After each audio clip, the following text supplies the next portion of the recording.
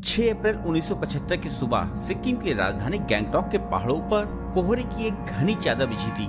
महल के शाही कमरों में सब कुछ शांत था और सिक्किम के आखिरी राजा पाल्डेन थोंडुप नामग्याल अभी सोकर ही उठे थे।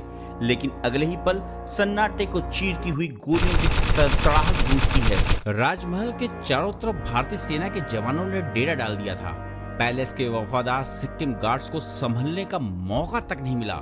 महज 30 मिनट के अंदर बिना किसी बड़े खून खराबे के पैलेस के सामने लगा चोग्याल का सदियों पुराना शाही झंडा नीचे गिरा दिया जाता है और सिक्किम के भारत में पूरी तरह विलीन होने का रास्ता साफ हो जाता है। लेकिन रुकिए, क्या यह अचानक हुआ कोई सैन्य तख्ता पलट था? क्या भारत ने एक शांत खूबसूरत पड़ोसी देश पे जबरन कब्जा कर लिया था, या फिर इस पूरे खेल के पीछे दिल्ली के रॉ मुख्यालय के बंद कमरों में लिखी गई एक ऐसी सीक्रेट स्क्रिप्ट थी जिसकी मास्टरमाइंड खुद प्रधानमंत्री श्रीमती इंदिरा गांधी थी? नमस्कार, मैं हूं विवेक। आज हम दिल्ली के रॉ मुख्यालय के उन बंद कमरों का दरवाजा खोलेंगे जहां खुद प्रधानमंत्री श्रीमती इंदिरा गांधी ने इस सीक्रेट स्क्रिप्ट को लिखा था। हम इतिहास के पन्नों को पलटेंगे और जानेंगे सिक्किम के भारत में विलय की वो पूरी इनसाइड स्टोरी जिसमें जासूसी भी है, एक अमेरिकी लड़की का रोमांस भी और एक ऐसा पॉलिटिकल थ्रिलर जिसने भारत का भूगोल हमेशा के लिए बदल दिया। B.S. दास अपनी किताब द सिक्किम सागा में एक बेहद दिलचस्प बात लिखते हैं। सिक्किम का विलय असल में 3 बेहद ताकतवर, महत्वाकांक्षी और अड़ियल महिलाओं की आपसी जंग का नतीजा था। पहली महिला थी भारत की प्रधानमंत्री श्रीमती इंदिरा गांधी, जो देश की सुरक्षा के लिहाज से सिक्किम को भारत का अटूट हिस्सा बनाना चाहती थी। दूसरी थी होप कुक, एक अमेरिकी मूल की महिला जो सिक्किम की महारानी थी और सिक्किम की स्वतंत्र पहचान को लेकर बेहद आक्रामक। और तीसरी महिला थी एलिसा मारिया, सिक्किम के विपक्षी नेता काजी लेंडुक दोरजी की बेल्जियम पत्नी, जो चोग्याल राजशाही को खत्म करने के लिए दिल्ली के साथ मिलकर चाले चल रही थी। 1947 में जब भारत आजाद हुआ तो देश में 500 से ज्यादा रियासतें थी जिनका भारत में विलय हुआ, लेकिन सिक्किम के साथ ऐसा नहीं हुआ। 1950 में भारत और सिक्किम के बीच ऐतिहासिक समझौता हुआ जिसके तहत सिक्किम को भारत का प्रोटेक्टोरेट स्टेट यानी संरक्षित राज्य घोषित किया गया, जिसके अंतर्गत सिक्किम की रक्षा, विदेशी मामले और संचार की जिम्मेदारी भारत की होगी, लेकिन आंतरिक मामलों में सिक्किम पूरी तरह स्वतंत्र रहेगा और वहां नामग्याल वंश का राजा चोग्याल शासन करेगा। लेकिन 1960 का दशक आते आते 2 ऐसी घटनाएं हुई जिन्होंने नेहरू की इस उदार कूटनीति को बदलने पे मजबूर कर दिया। पहली थी 1962 का भारत चीन युद्ध और दूसरा 1967 का नाथुला दर्रे पे भारत और चीन की सेना के बीच हिंसक झड़प। भारत को अब समझ आ गया था कि सिलीगुड़ी कॉरिडोर के ठीक ऊपर स्थित सिक्किम सुरक्षा के लिहाज से कितना संवेदनशील है। सिलीगुड़ी कॉरिडोर, जिसे भारत का चिकन नेक भी कहा जाता है, जो पूर्वोत्तर भारत को देश से जोड़ता है। अगर सिक्किम पर चीन का प्रभाव बढ़ा तो पूर्वोत्तर भारत हमेशा के लिए भारत से कट सकता था। और इसी बीच एंट्री होती है सिक्किम के महल में एक अमेरिकी लड़की की, जिसने भारत सिक्किम संबंधों में आग में घी डालने का काम किया। साल था 1959। दार्जिलिंग के मशहूर विंडमियर होटल के लॉन्ज में सिक्किम के क्राउन प्रिंस पाल्डेन थोंडुप नामग्याल चाय पी रहे थे। तभी उनकी नजर 19 साल की एक बेहद खूबसूरत अमेरिकी लड़की पे पड़ी। नाम था होप कुक। वह सारा लॉरेंस कॉलेज की छात्रा थी और छुट्टियां मनाने भारत घूमने आई थी। दोनों में प्यार होता है और 1963 में बौद्धिक रीति रिवाजों से उनकी शादी हो जाती है। न्यूयॉर्क की एक साधारण लड़की रातों रात हिमालय के एक छोटे और रणनीतिक रूप से बेहद महत्वपूर्ण देश की महारानी बन जाती है और अमेरिकी मीडिया में इसकी चर्चा होने लगी। लेकिन दिल्ली के गरियानों में इस शादी से हड़कंप मच गया। एंड्रू डफ अपनी किताब सिक्किम रिक्विएम फॉर अ किंगडम में लिखते हैं, होप को कोई आम महारानी नहीं थी। उसके महल में आते ही सिक्किम के तेवर बदलने लगे। उन्होंने चोग्याल के मन में यह बात बैठानी शुरू कर दी कि सिक्किम को भारत के प्रोटेक्टोरेट के दर्जे से बाहर निकल के भूटान जैसे एक पूरी तरह स्वतंत्र देश बनना चाहिए। होप ने सिक्किम की युवा पीढ़ी को भड़काना शुरू किया। उन्होंने इतिहास के उन कागजातों को खंगालना शुरू किया जो ये दावा करते थे कि दार्जिलिंग कभी सिक्किम का हिस्सा था। दिल्ली में बैठी इंदिरा गांधी के कान खड़े हो गए। खुफिया रिपोर्टों ने इशारा किया कि होप कुक के तार अमेरिकी खुफिया एजेंसी CIA से जुड़े हो सकते हैं। हद तो तब हो गई जब होपकुक ने सिक्किम के एक सरकारी बुलेटिन में लेख लिख के भारत से दार्जिलिंग वापस मांगने की मांग कर डाली। उन्होंने विदेशी मीडिया को अपने महल में बुलाकर भारत के खिलाफ लॉबिंग शुरू कर दी। 60 का दशक खत्म होते होते हालात बेकाबू हो रहे थे। भारत समझ चुका था कि सिलीगुड़ी कॉरिडोर के ठीक ऊपर बैठा सिक्किम भारत की सुरक्षा के लिए कितना जरूरी है। अगर चोग्याल ने अमेरिका या चीन की मदद से सिक्किम को पूरी तरह आजाद घोषित कर दिया तो भारत का पूर्वोत्तर हिस्सा हमेशा के लिए कट सकता था। भारत के लिए सबसे बड़ा खतरा था अमेरिका और चीन का सिक्किम के जरिए भारतीय सीमा पर दस्तक देना।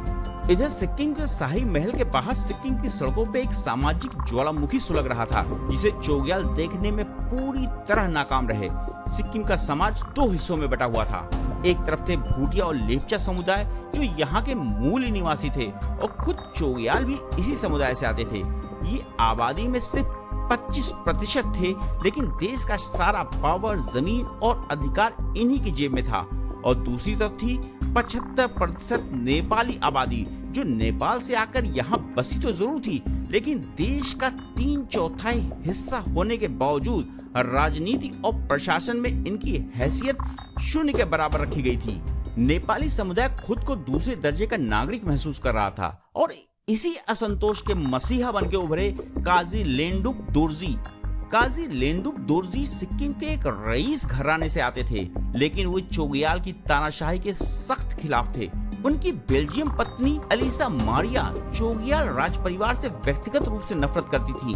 वो चाहती थी कि चोग्याल का पतन हो और उनके पति सिक्किम के राष्ट्र प्रमुख बने। साल 1971 में इंदिरा गांधी ने पाकिस्तान के 2 टुकड़े कर बांग्लादेश को जन्म दिया था। इसी ऐतिहासिक जीत के बाद इंदिरा गांधी का हौसला बुलंद था और उनका पूरा ध्यान सिक्किम पे था। 1973 के शुरुआत में श्रीमती इंदिरा गांधी ने भारतीय खुफिया एजेंसी रॉ के चीफ RN काओ को अपने दफ्तर बुलाया। सुनंदा के दत्ता राय अपनी किताब स्नैप एंड ग्रैब में इस सीक्रेट मीटिंग का जिक्र करते हुए लिखते हैं कि इंदिरा गांधी ने काओ को साफ शब्दों में कहा, सिक्किम में जो हो रहा है मैं उससे खुश नहीं हूँ। चोग्याल हद पार कर रहे हैं। हमें सिक्किम को भारत में मिलाना होगा। आपके पास 2 साल का वक्त है। RN काओ ने तुरंत अपने संयुक्त निदेशक PN बनर्जी और गैंगटॉक में तैनात अधिकारी GBS सिद्धू के साथ मिलकर एक ऐसा प्लान तैयार किया जिसका मकसद सेना का इस्तेमाल करना नहीं था, बल्कि चोग्याल को उन्हीं की प्रजा के जरिए मात देना था। रॉ ने काजी लेंडुप दोरजी और उनकी पार्टी सिक्किम नेशनल कांग्रेस को हर तरह की आर्थिक और रणनीतिक मदद देनी शुरू की। नेपाली समुदाय के अधिकारियों की लड़ाई को हवा दी गई।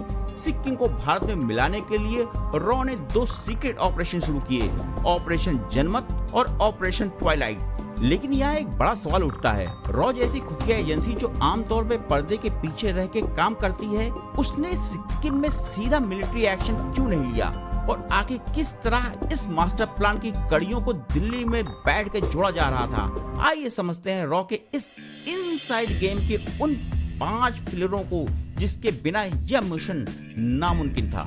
पहला पिलर था दिल्ली तक खुफिया जानकारी का इनविजिबल पाइपलाइन तैयार करना, जिसके अंतर्गत गैंगटॉक में तैनात रॉ के अधिकारी GBS सिद्धू ने महल के भीतर ही अपना एक गुप्त नेटवर्क खड़ा कर दिया था। चोग्याल के महल के रसोइये, उनके ड्राइवर और कुछ करीबी स्टाफ सीधे रॉ के संपर्क में थे। राजमहल के बंद कमरों में चोग्याल और उसकी अमेरिकी पत्नी होपकुक जब भी कोई योजना बनाते या अमेरिकी राजनयिकों से बात करते तो वह सीक्रेट इंफॉर्मेशन 24 घंटे के भीतर एन्क्रिप्टेड कोड में दिल्ली में RN काओ के टेबल पर पहुंच जाती थी। इस पाइपलाइन की वजह से जब अमेरिकी राजनयिक पीटर बार्ले कलकत्ता से गैंगटॉक जाके काजी लेंडुप दोरजी से गुपचुप मिल रहे थे तो रॉ के पास उनके आने जाने का मिनट टू मिनट ब्यौरा पहले ही मौजूद था। दूसरा पिलर था पॉलिटिकल परसेप्शन को बदलना। दुनिया के सामने भारत की छवि एक आक्रामक देश की ना बनने पाए, इसलिए रॉ ने बेहद चालाकी से सिक्किम के भीतर एक नई पॉलिटिकल परसेप्शन तैयार की। रॉ ने बैक स्टेज पे रह के सिक्किम की 75% नेपाली आबादी के मन में यह बात पूरी तरह बिठा दी कि चोग्याल की राजशाही से 25% अल्पसंख्यकों के भले के लिए है और उनका असली विकास सिर्फ भारत के लोकतंत्र में ही मुमकिन है। रॉ ने इसके लिए स्थानीय नेताओं को लामबंद किया, रैलियों और पैम्पलेट्स को गुप्त रूप से मैनेज किया। नतीजा यह हुआ कि जनता खुद सड़कों पर उतर के भारत में विलय की मांग करने लगी। तीसरा पिलर था साइकोलॉजिकल वॉरफेयर। इसे क्यों चुना गया? क्योंकि चोग्याल सिक्किम के लोगों के बीच अपनी एक खास पहचान रखते थे। अगर भारत सीधे ताकत आजमाता तो वहाँ की जनता विद्रोह कर सकती थी। इसलिए रॉ ने माइंड गेम खेला। चोग्याल को राजनीतिक और सामाजिक रूप से पूरी तरह आइसोलेट कर दिया गया। महल के चारों तरफ प्रदर्शनकारियों का ऐसा घेरा डलवाया गया कि राजा का बाहरी दुनिया से संपर्क टूट जाए। उनके वफादार अफसरों के मन में यह खौफ भर दिया गया कि अगर वे भारत का विरोध करेंगे तो उग्र भीड़ उनके घरों को आग लगा देगी। जब चोग्याल की अमेरिकी पत्नी होप कुक देश छोड़ के भाग गई तो राजा मानसिक रूप से पूरी तरह टूट गए। रॉ ठीक यही चाहती थी कि राजा बिना लड़े घुटने टेक दे। चौथा पिलर था सीधी सैन्य कार्रवाई से परहेज करना। सिक्किम की सीमा सीधे चीन से लगती है। अगर भारतीय सेना बिना किसी ठोस वजह के सीधे गैंगटॉक में घुस जाती तो चीन को भी सिक्किम में अपनी सेना भेजने का बड़ा बहाना मिल जाता, जिससे 1962 जैसा युद्ध फिर भड़क सकता था। साथ ही अमेरिका और पाकिस्तान इस मुद्दे को यूएन में ले जाके भारत को अंतर्राष्ट्रीय स्तर पर अलग थलग कर सकते थे। इसलिए RN काउ ने रणनीति साफ थी। हथियार सिर्फ आखिरी 10% काम के लिए उठाएंगे, बाकी 90% काम केवल जासूसी और डिप्लोमेसी से होगा। सेना तभी आई जब सिक्किम की लोकतांत्रिक सरकार ने खुद लिखित में मदद मांगी। और पांचवा पिलर था परफेक्ट टाइमिंग। इस पूरे ऑपरेशन में टाइमिंग ही सब कुछ थी। साल 1971 में पाकिस्तान को हराने और बांग्लादेश बनाने के बाद भारत का आत्मविश्वास और अंतर्राष्ट्रीय रसूख चरम पे था। दूसरी तरफ अमेरिकी वाणिज्यिक दूतावास के पीटर बर्ले की संदिग्ध हरकतों से दिल्ली समझ चुकी थी कि अब देर की तो अमेरिकी खुफिया एजेंसी CIA सिक्किम को भारत और चीन के खिलाफ एक इंटरनेशनल बेस बना देगी। इसलिए रॉ ने ठीक उसी समय पूरी ताकत से प्रहार किया जब लोहा सबसे ज्यादा गर्म था। इन्हीं 5 रणनीतियों के दम पे अब जमीन पे ऑपरेशन जनमत और ऑपरेशन ट्वाइलाइट एक्टिव हो चुके थे। रॉ की टीम गैंगटॉक में लोकतंत्र समर्थक नेताओं को लामबंद कर रही थी। इसी बीच रॉ के संयुक्त निर्देशक PN बनर्जी को एक बेहद चौंकाने वाली खबर मिली। कोलकाता में तैनात अमेरिकी वाणिज्यिक दूतावास का एक बड़ा अधिकारी, जिसका नाम पीटर बर्ले था, बार बार गुपचुप तरीके से सिक्किम आ रहा था। बनर्जी ने जब अपने खुफिया नेटवर्क को एक्टिव किया तो पता चला कि पीटर बर्ले न सिर्फ चोग्याल से बल्कि विपक्षी नेता काजी लेंडुप दोरजी से भी गुप्त मुलाकातें कर रहा था। दिल्ली में तुरंत एक हाई लेवल इमरजेंसी मीटिंग बुलाई गई। इंदिरा गांधी और RN काउ समझ गए कि अगर अमेरिका ने इस मामले में दखल दिया तो सिक्किम कभी भारत का हिस्सा नहीं बन पाएगा। फैसला लिया गया कि किसी भी विदेशी हस्तक्षेप से पहले सिक्किम की राजनीतिक प्रक्रिया को बुलेट की रफ्तार से तेज किया जाएगा। भारतीय सेना को सिक्किम में एक सीमित फ्लैग मार्च करने का आदेश दिया गया ताकि चोग्याल को अपनी सीमाएं समझ में आ जाएं और जनता को यह भरोसा मिले कि भारत उनकी सुरक्षा के लिए खड़ा है। अप्रैल 1973 में चोग्याल के 50वें जन्मदिन के मौके पे गैंगटॉक में जश्न की तैयारियां चल रही थीं, लेकिन रॉ की बैक स्टेज प्लानिंग के दम पे काजी लेंडुप दोरजी ने पूरे सिक्किम से हजारों प्रदर्शनकारियों को गैंगटॉक की सड़कों पर उतार दिया। मांग थी 1 मैन 1 वोट, यानी सिक्किम में लोकतंत्र की बहाली की जाए और नेपाली समुदाय को बराबरी का हक मिले। तभी चोग्याल के बेटे तेंजिंग का काफिला इन प्रदर्शनकारियों के बीच से गुजरने लगा और बहस देखते देखते हिंसक हो गई। चोग्याल के सुरक्षा कर्मियों ने भीड़ पे गोलियां चला दी, जिसमें 2 प्रदर्शनकारियों की मौत हो गई। काजी लेंडुप दोरजी ने इस मौके को लपक लिया और पूरे सिक्किम में विद्रोह की आग भड़क उठी। पुलिस थानों पे कब्जे होने लगे, लूटपाट शुरू हो गई और चोग्याल का प्रशासनिक तंत्र पूरी तरह से फेल हो गया। महल के भीतर बंद राजा और उसकी अमेरिकी पत्नी अपनी जान के डर से कांप रहे थे। मजबूर होकर चोग्याल ने भारत सरकार से मदद मांगी। यही तो मौका था जिसका दिल्ली को इंतजार था। भारतीय सेना तुरंत गैंगटॉक के सड़कों पर उतरी, उपद्रव शांत किया, लेकिन इसके बदले में चोग्याल को एक समझौते पे दस्तखत करने पड़े जिसने उनकी शक्तियों को लगभग खत्म कर दिया। अब सिक्किम का असली शासक चोग्याल नहीं बल्कि भारत सरकार द्वारा नियुक्त किया गया चीफ एडमिनिस्ट्रेटर था। इस पद पर नियुक्ति हुई BS दास की। 1973 के विद्रोह के बाद नामग्याल पैलेस के भीतर का नजारा पूरी तरह बदल चुका था। भारत सरकार द्वारा नियुक्त किए गए चीफ एडमिनिस्ट्रेटर BS दास अब सिक्किम की असली सत्ता संभाल रहे थे। चोग्याल की अमेरिकी पत्नी होपकुक को समझ आ चुका था कि यह खेल उनके हाथ से निकल चुका है। सिक्किम में चारों तरफ भारतीय समर्थकों की लहर थी और महल पूरी तरह घिर चुका था। BS दास अपनी किताब द सिक्किम सागा में लिखते हैं, महल के भीतर घबराहट और अकेलापन साफ महसूस किया जा रहा था। होपकुक ने भांप लिया था कि चोग्याल का पतन तय है। अगस्त 1973 में वो अपने बच्चों को लेकर इलाज के बहाने न्यूयॉर्क चली गईं और फिर कभी सिक्किम लौट कर नहीं आईं। चोग्याल अब पूरी तरह अकेले पड़ चुके थे। उनके साथ ना उनकी पत्नी थी ना उनकी प्रजा। साल 1974 में सिक्किम में पहली बार लोकतांत्रिक चुनाव हुए। रॉक की मनोवैज्ञानिक और रणनीतिक ग्राउंडवर्क के कारण काजी लेंडुप दोरजी की पार्टी सिक्किम नेशनल कांग्रेस ने 32 में से 31 सीटें जीत के इतिहास रच दिया। नई सरकार ने तुरंत सिक्किम को भारत का एक एसोसिएट स्टेट बनाने का प्रस्ताव पारित किया। इसके बाद भारत की संसद में 35वां संविधान संशोधन पारित किया गया जिसने सिक्किम को एसोसिएट स्टेट का दर्जा दिया। लेकिन चोग्याल अभी भी तकनीकी तौर पर सिक्किम के राजा बने हुए थे। वह गुपचुप तरीके से इस विलय को अंतर्राष्ट्रीय अदालतों और चीन की मदद से चुनौती देने के फिराक में थे। चोग्याल की कोशिशों और उनके वफादार सिक्किम गार्ड्स की हरकतों से तंग आकर दिल्ली ने अंतिम फैसला लेने का मन बना लिया।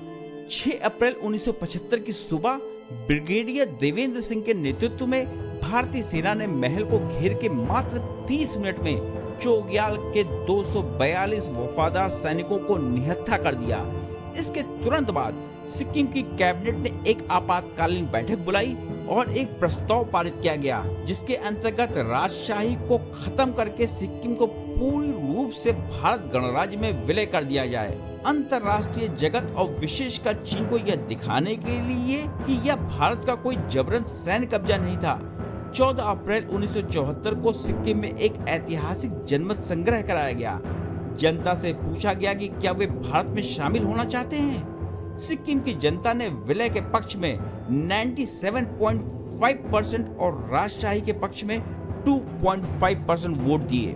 नतीजे बिल्कुल साफ थे। सिक्किम की जनता ने भारी बहुमत से भारत का हिस्सा बनने का फैसला किया। 16 मई 1975 को भारत के तत्कालीन राष्ट्रपति फखरुद्दीन अली अहमद के संविधान के 36वें संशोधन पर एक हस्ताक्षर के साथ ही नामग्याल वंश की 333 साल पुरानी राजशाही का हमेशा के लिए अंत हो गया और सिक्किम आधिकारिक रूप से भारत का 22वां राज्य बन गया। इतिहासकार मानते हैं कि अगर 1975 की उस सुबह श्रीमती इंदिरा गांधी और रॉ के चीफ RN काउ ने वो ऐतिहासिक कूटनीतिक मास्टर स्ट्रोक नहीं खेला होता तो आज जिसे हम भारत का सबसे खूबसूरत और शांत राज्य कहते हैं वहां शायद चीन का एक बहुत बड़ा मिलिट्री बेस होता जो भारत के गले यानी सिलीगुड़ी कॉरिडोर को कभी भी दबोच सकता था। चोग्याल पाल्डेन थोंडुप ने इस विलय को कभी स्वीकार नहीं किया और साल 1982 में कैंसर के कारण उन्होंने इस दुनिया को अलविदा कर दिया। लेकिन उनके जाने के बाद भी भारत के संविधान ने आर्टिकल 371F के तहत सिक्किम के लोगों की संस्कृति, उनकी जमीन और उनके अधिकारों को आज तक पूरी तरह सुरक्षित रखा है। यह भारत के इतिहास का वो साइलेंट ऑपरेशन था जिसने बिना किसी युद्ध के एक पूरे स्ट्रेटेजिक राज्य को भारत का हिस्सा बना दिया। क्या आपको लगता है कि श्रीमती इंदिरा गांधी का यह फैसला पूरी तरह सही था? अपनी राय कमेंट बॉक्स में जरूर। वीडियो अगर पसंद आई हो तो एक लाइक की उम्मीद तो हम कर ही सकते हैं और चैनल को सब्सक्राइब करते हैं तो सोने पे सुहागा होगा। आपने अपना कीमती समय दिया, इसके लिए बहुत बहुत धन्यवाद।